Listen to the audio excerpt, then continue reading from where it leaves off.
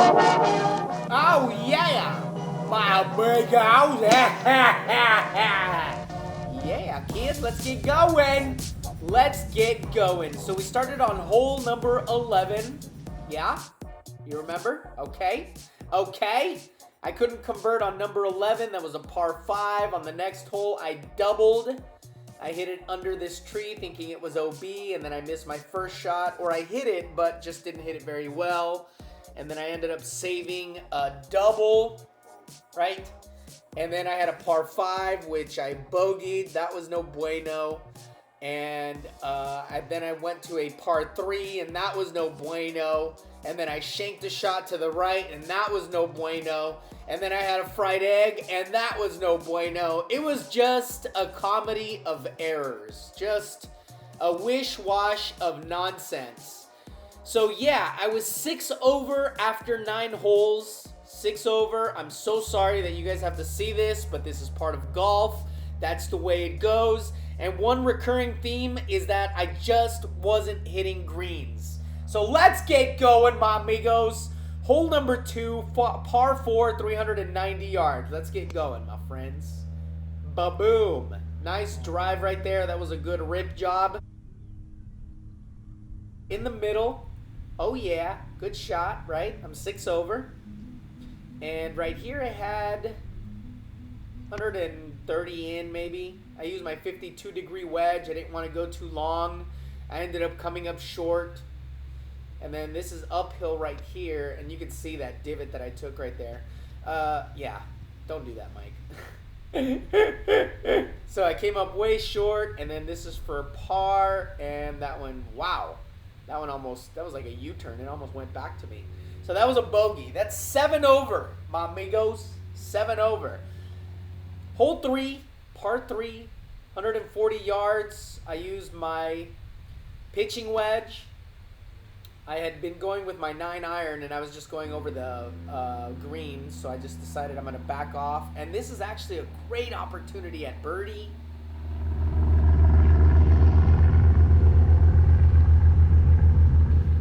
Oh, gosh.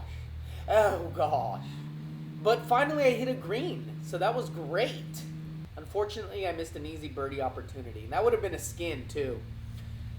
Hole number 4, par 4, 373 yards. I hit it in the middle. And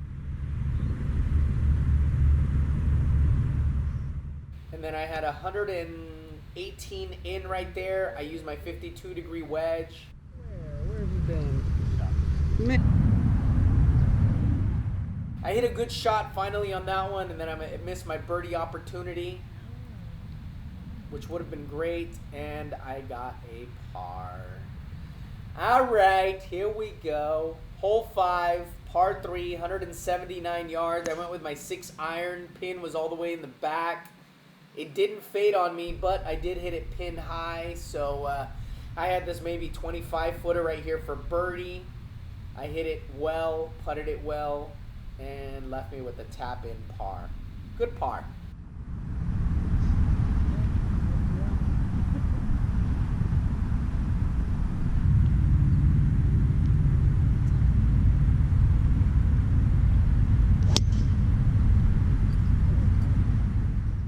I hit a good shot right in the middle. This is my 3 wood. I had 250 in right here. I knew I could get it on, so I went after it. And I ended up coming up short, didn't hit it very well. And the pin was behind. It was tucked behind this bunker, so I hit that not too great. Came up well short, left maybe 25 feet. But I'm finally starting to hit greens. Unfortunately, there's only like 4 holes left on the day, or 5 holes left on the day. So, yeah, came up a little bit short, maybe left maybe a 2-footer, and that's a par. That's a par. Okay, hole 7, 405 yards. I faded that a little bit too much, Put it in the shade, which is a good deal, right? And then I had a punch under this huge tree right here. And hit it a little bit long, which is not bad. I actually put it in a really good spot. And then this is just a little bump and run, but you can see it's real muddy right there. I actually took a drop. I had to ask my teammates or my competitors because it was really muddy right there. And they're like, yeah, it's all mushy. Go ahead and take a drop. So I gave it a little bit more juice than it needed, and then it went long.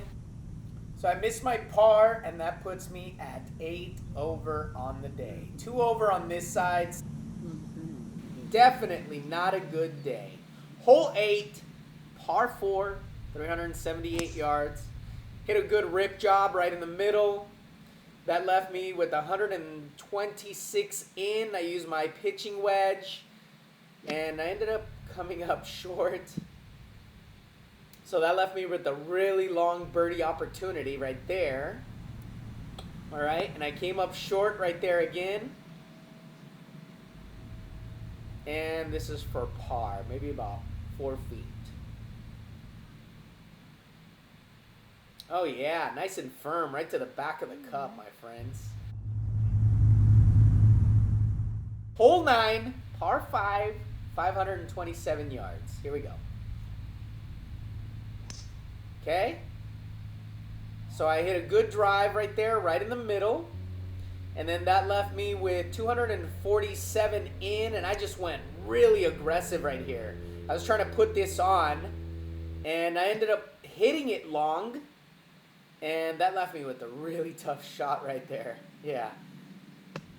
Really tough shot. I ended up bounding forward. I used my 60-degree wedge, but, I mean, the pin was tucked, so it was a tough up and down right there.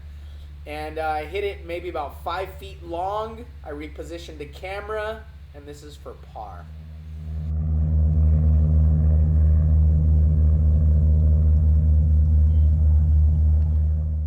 Oh yeah, okay, this is hole number 10. Remember, we started on hole number 11 on this day. So this is 393 yards. This is the last hole on the day. Oh, you're fine. That's good. So I put it in the shade. That left me with 171 in. And that sounded good. That was a 7-iron right there. I came up a little bit short of the pin, but still hit a good shot. Okay? And then I was putting uphill right here. Let's see if I can just... I was trying to birdie this. I was trying to be really aggressive here. It was uphill. So I gave that a little jab. And left me with a tap in par. So that's it, my amigos. That's it. I ended up at 9 over on the day. I will give you the recap. I was 8 over today, 6 over the day before. I ended up coming in, I don't know what place, but I won $70. 50% of the field cashed, so I won $70. Plus, I had a bunch of side bets. I had 2 side bets for $20 a piece, and I lost both of those. But I had another side bet for $100 with somebody, and I won that bet. So that paid for my other 2 side bets, right? So I ended up netting $60 plus another $70 for taking... I don't even know what place I took. I was way down at the bottom, but 50% of the field cashed. $70. I paid $170 to get in. All in all, I do have to say, this is a great tournament. It was a great showing. There was 106 players. I didn't play very well. I had never played on this course. That's no excuse. I just didn't play well. But the coordinators of this tournament did a great job of putting it together. They play this tournament every year. I think they've been doing it for like 12 years. It's in Sacramento, California.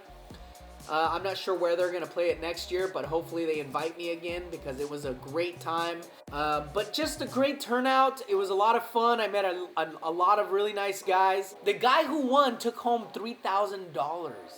So it was a great day for him. His name is Jeremiah. Yeah, all in all, just a great tournament. It was a lot of fun. Thanks so much for tuning in, my breakouts. You guys are looking sharp. Oh, yeah. This is the last competition vlog of 2019. Hopefully 2020 will have a lot more competition. I'm not 100% sure because I'm not 100% sure what I'm going to do, but I'm going to try and get into some pro tournaments. So that probably won't happen until after June of 2020. You know, I need some ironing to do. I have been playing well at Dragonfly, but I'm just not sure if it's well enough to compete in professional tournaments. Plus, with all of the traveling that I've been doing for school, for improv, has really slowed my progress down. But it has gotten better, guys. So, oh yeah, thanks so much for tuning in. Basically, that's a recap. If you guys have any questions or would like to say anything to me, leave it down in the comments. I appreciate it. And that's it, my amigo. Oh, yeah. Yeah, boy. Until next time, my friends. Oh, yeah.